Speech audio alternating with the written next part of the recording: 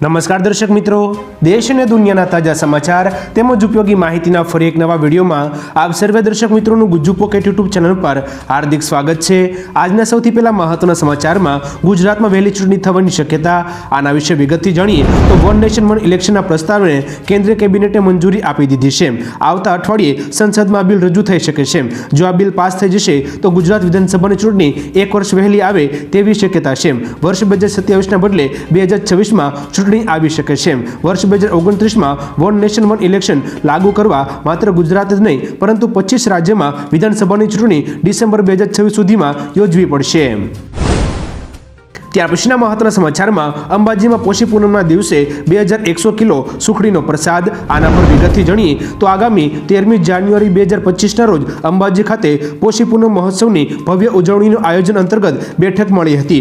આયોજન અંગે મળેલી બેઠકમાં દર વર્ષની જેમ આ વર્ષે પણ સમગ્ર અંબાજી નગરમાં શોભાયાત્રા યોજવા, 35થી વધુ ઝાંખીઓ અને 2100 કિલો સુખડીના પ્રસાદ બનાવવા સહિતના નિર્ણયો લેવામાં આવ્યા હતા। આ ઉપરાંત અંબાજી મંદિરના છાછર ચોકમાં મહાશક્તિ યજ્ઞ કરવામાં આવશે।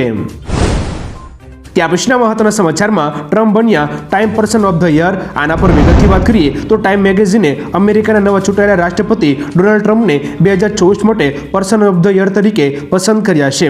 વર્ષ 2016 પછી બીજી વખત Trump person of the year બન્યા છે। પર્સન ઓફ ધ યર બન્યા બાદ ટ્રમ્પ ન્યુયોર્ક સ્ટોક એક્સચેન્જના ટ્રેડિંગ ડેની શરૂઆતની ઘંટી વગાડશે, જેને મોટું સન્માન માનવામાં આવે છે।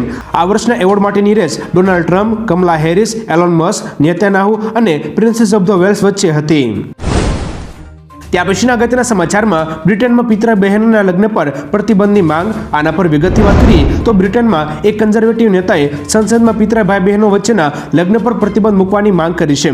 રિચર્ડ હોલ્ડને પ્રસ્તાવ રજૂ કરતા કહ્યું કે પિતરા ભાઈ બહેનો વચ્ચેના લગ્નોથી જન્મેલા બાળકોમાં રોગો અને વિકલાંગતાનું જોખમ નોંધપાત્ર રીતે વધી ગયું છે, જેની અસર જાહેર આરોગ્ય વ્યવસ્થા પર પડી રહેશે।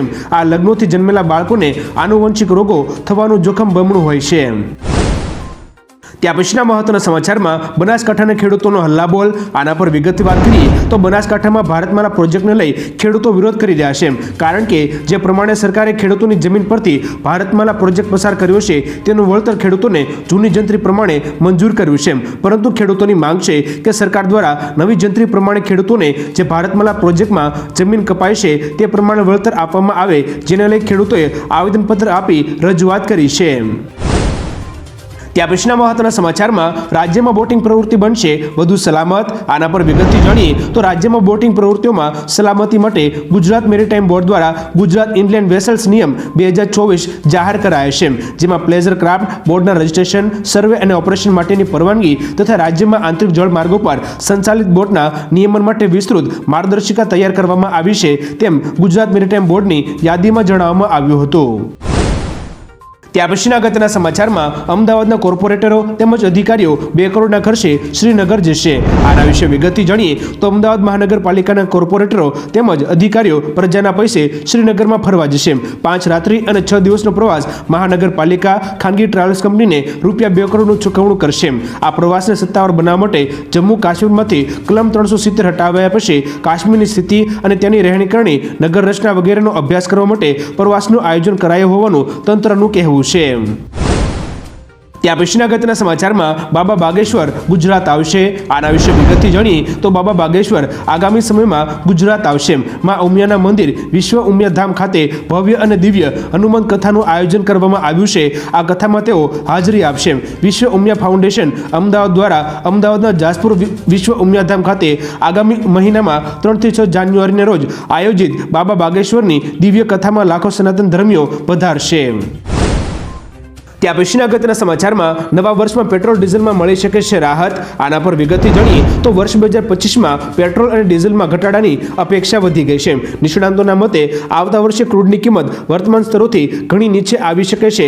એટલું જ નહીં પરંતુ લાંબા સમય સુધી ભાવ આ સ્તરની નજીક પણ રહી શકે છે। બુધવારના કારોબારમાં કાચા તેલની કિંમતમાં 1% વધારો જોવા મળ્યો હતો, જો કે આ વધારા પછી પણ બ્રેન્ટ પ્રતિ બેરલ $75 સ્તરથી નીચે જળવાઈ રહ્યું છે।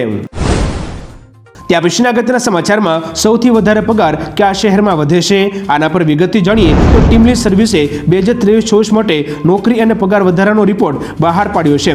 આ રિપોર્ટમાં વિવિધ ક્ષેત્રો અને શહેરોમાં નોકરીનું વિશ્લેષણ કરવામાં આવ્યું છે, જે મુજબ બેંગ્લોરમાં કર્મચારીઓના પગારમાં સૌથી વધુ 9.30% વધારો નોંધવામાં આવ્યો છે, જ્યારે ચેન્નાઈમાં કર્મચારીઓના પગારમાં 7.5% વધારો થયો છે, જ્યારે દિલ્હી 7.30% પગાર વધારા સાથે આ મામલે ત્રીજા સ્થાને છે. પગાર વધારામાં બેંગ્લોર ભારત દેશમાં ટોચ પર છે. ત્યાં પછીના વધુ એક મહત્વના સમાચારમાં ફ્લાવર શોમાં લટાર મારવી મોંઘી બની, આના પર વિગતથી જાણીએ તો અમદાવાદ રિવરફ્રન્ટ પર આ વર્ષે પણ ફ્લાવર શો યોજાશે. ફ્લાવર શોને લઈ ટિકિટના દર પણ નક્કી કરી દેવામાં આવ્યા છે, જેમાં સોમવારથી શુક્રવાર મુલાકાતીઓને ટિકિટની કિંમત ₹70 રહેશે, જ્યારે શનિવાર અને રવિવારે ટિકિટની કિંમત ₹100 રાખવામાં આવી છે. જોકે ગત વર્ષની વાત કરીએ તો સોમવારથી શુક્રવાર દરમિયાન ₹50 ટિકિટ હતી, જ્યારે શનિવાર અને રવિવારે ₹75 ટિકિટના દર હતા. ત્યાર પછીના અગત્યના સમાચારમાં એરપોર્ટ નહીં પાયાની સુવિધાઓ આપો, આના પર વિગતથી વાત કરીએ તો દાહોદ જિલ્લામાં જાલોદમાં એરપોર્ટનું સર્વે કરવા પહોંચેલ ઇન્ડિયન એરપોર્ટ ઓથોરિટીની ટીમને ગ્રામજનોનો સામનો કરવાનો વારો આવ્યો હતો. ખેડૂતોએ ટીમનો ભારે વિરોધ કરીને કહ્યું હતું કે ખાનગી જ નહીં, જંગલની પણ 1 ઇંચ જમીન અમે આપીશું નહીં. અમારે અહીં ગામમાં બસ આવતી નથી, અમને પાયાની સુવિધાઓ આપો, એરપોર્ટની અમારે જરૂર નથી. તેમજ જમીન ન આપવા મામલે ચીમકી પણ ઉચ્ચારી હતી. ત્યાર પછીના અગત્યના સમાચારમાં રાજ્યમાં ફરી એકવાર આંદોલનના મંડાણ, આના પર વિગતથી જાણીએ તો ગુજરાત રાજ્યમાં ફરી એકવાર આંદોલનના મંડાણ થઈ રહ્યા છે. ઉત્તર ભારત બાદ રાજ્યના ખેડૂતોનું ફેબ્રુઆરી મહિનામાં મહા આયોજન કરવામાં આવ્યું છે. સામે આવેલી માહિતી અનુસાર પાકના ભાવ મુદ્દે વડોદરામાં 1 લાખ પાટીદાર ખેડૂતોનું સંમેલન યોજાશે. રાજ્યની મોટા ભાગની એપીએમસીમાં બંધ હાલતમાં હોવા ઉપરાંત વસેટિયાઓને કારણે ખેડૂતોને થતા નુકસાન વગેરે બાબતો આવરી લેવામાં આવશે. પાટીદાર અગ્રણીઓ પડતર પ્રશ્નો અંગે ચર્ચા કરીને જરૂરી નિર્ણયો લેશે. ત્યાં પછીના મહત્વના સમાચારમાં હવે પાલતુ કૂતરાની પણ નોંધણી કરાવવી પડશે.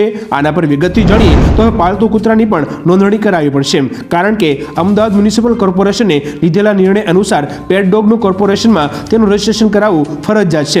₹200 ભરી ઓનલાઈન રજીસ્ટ્રેશન થશે.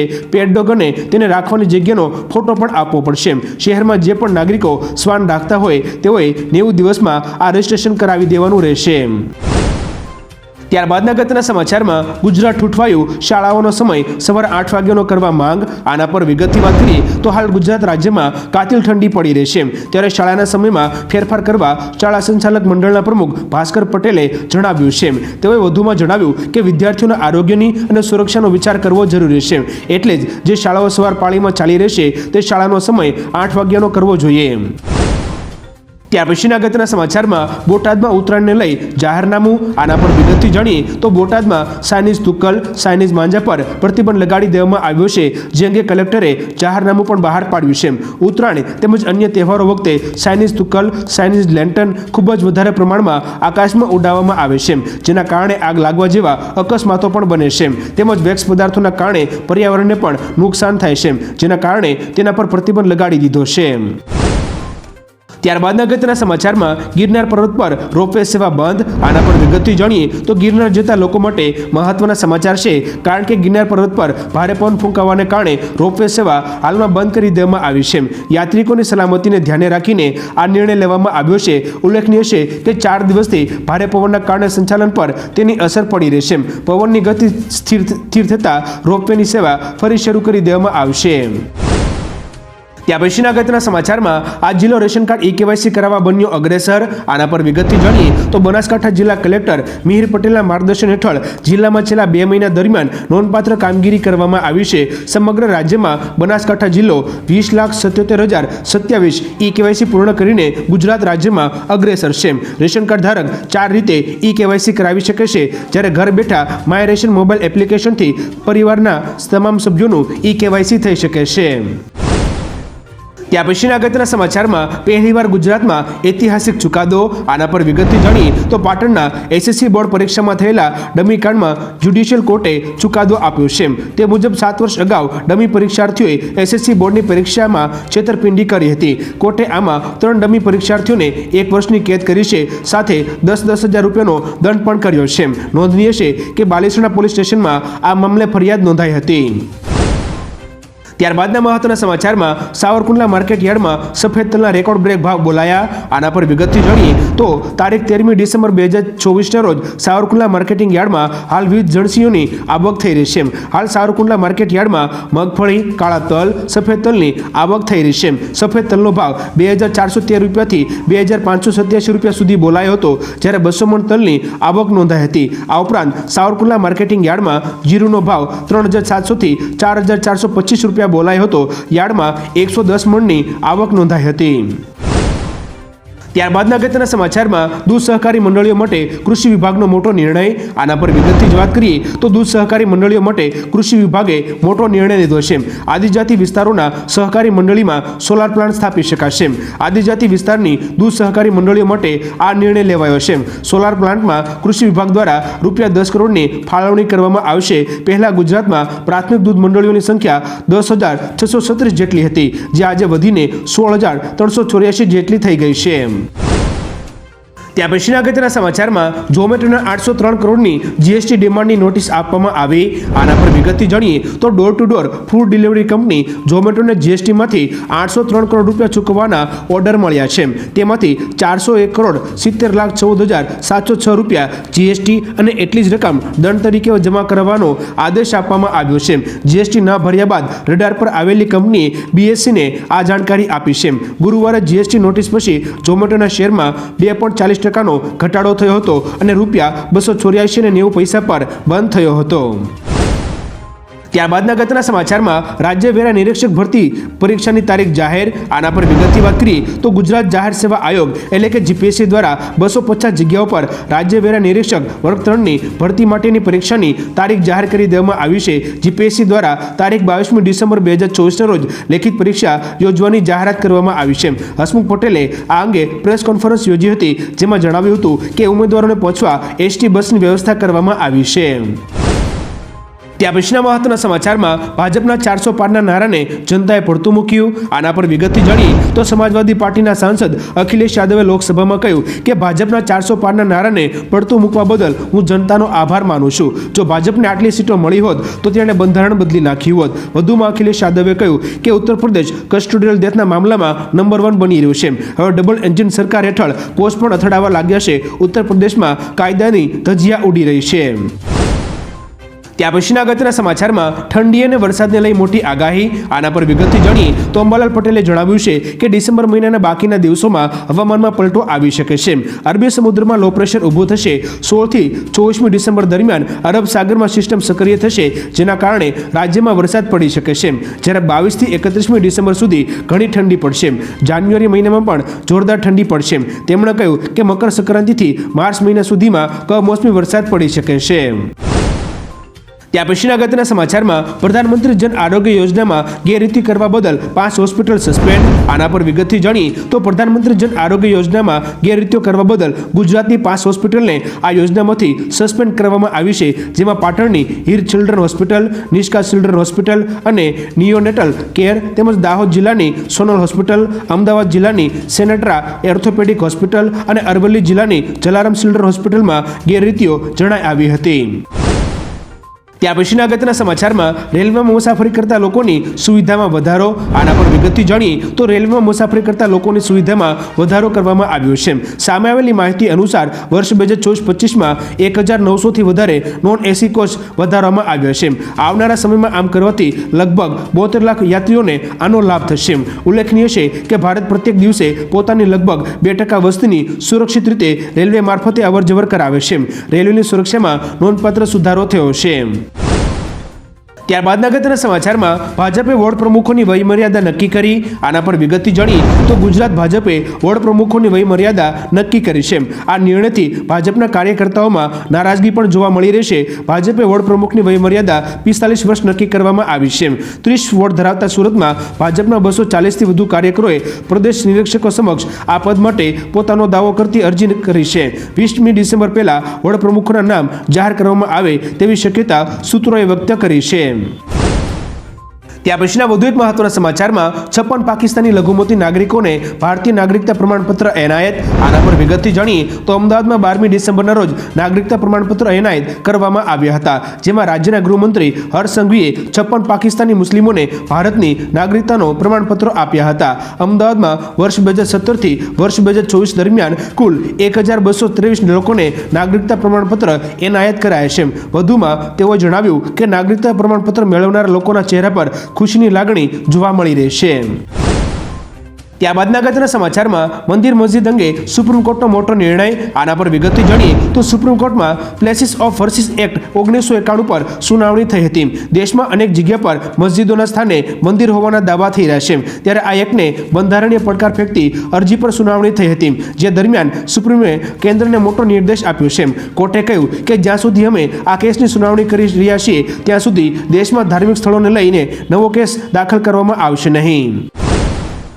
ત્યારબાદના અગત્યના સમાચારમાં મહિલાઓને દર મહિને મળશે 2100 રૂપિયા. આના પર વિગતથી જાણીએ તો કેજરીવાલે ગુરુવારે સવારે દિલ્હી કેબિનેટની બેઠકમાં મહિલા સન્માન યોજનાની જાહેરાત કરી હતી. આ યોજના હેઠળ સરકાર પાત્ર મહિલાઓના ખાતામાં દર મહિને 1000 રૂપિયા ટ્રાન્સફર કરશે. એટલું જ નહીં, અરવિંદ કેજરીવાલે જાહેરાત કરી હતી કે ચૂંટણી પછી મહિલાઓને 1000 રૂપિયાના બદલે 2100 રૂપિયા આપવામાં આવશે. 13મી ડિસેમ્બરથી મહિલાઓ આ યોજના માટે નોંધણી કરાવી શકે છે.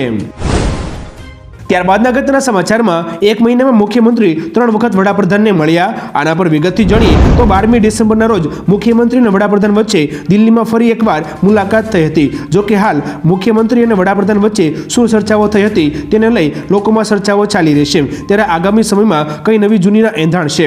જો કે હાલ તાજેતરમાં જ રાજ્યના મુખ્યમંત્રી ભૂપેન્દ્ર પટેલ દિલ્હી વડાપ્રધાન મોદીને મળવા માટે ગયા હતા. આ પહેલા પણ તેઓ દિલ્હી ગયા હતા. ત્યારબાદના અગત્યના સમાચારમાં રાજસ્થાનમાં અદાણીનો સોલાર પ્લાન્ટ શરૂ. આના પર વિગતથી જાણીએ તો અદાણી ગ્રીન એનર્જી લિમિટેડે રાજસ્થાનના જોધપુર જિલ્લામાં 250 મેગાવોટના સોલાર પાવર પ્રોજેક્ટના સફળ સંચાલનની જાહેરાત કરી છે. પ્રોજેક્ટનું નિર્માણ Adani green energy limited step down પેટા કંપની અદાણી ગ્રીન એનર્જી 25 લિમિટેડ દ્વારા કરવામાં આવ્યું છે. કંપનીની આ જાહેરાત બાદ અદાણીના શેરમાં ઉછાળો જોવા મળ્યો હતો. આ સાથે જ અદાણી ગ્રીન એનર્જી લિમિટેડની કુલ રિન્યુએબલ એનર્જી ક્ષમતા વધીને 11,436 મેગાવોટ થઈ છે. ત્યારબાદના અગત્યના સમાચારમાં મારે મોઢું સંતાડવું પડે છે. નીતિન ગડકરીના નિવેદન વિશે વાત કરીએ તો દેશમાં માર્ગ અકસ્માતો સતત વધી રહ્યા છે, જેમાં મોટી સંખ્યામાં લોકો મૃત્યુ પામે છે. તેવામાં કેન્દ્રીય માર્ગ પરિવહન મંત્રી નીતિન ગડકરીએ ગુરુવારે લોકસભામાં કહ્યું હતું કે માર્ગ અકસ્માતોને લઈને આપણા દેશનો રેકોર્ડ એટલો ખરાબ છે કે આંતરરાષ્ટ્રીય ઇવેન્ટ્સ દરમિયાન મારે મોઢું સંતાડવું પડે છે. તેમણે કહ્યું કે અકસ્માતો ઘટવાના બદલે વધી રહ્યા છે. આટલા લોકો યુદ્ધ કે મહામારીમાં નથી મરતા જેટલા અકસ્માતથી મરે છે.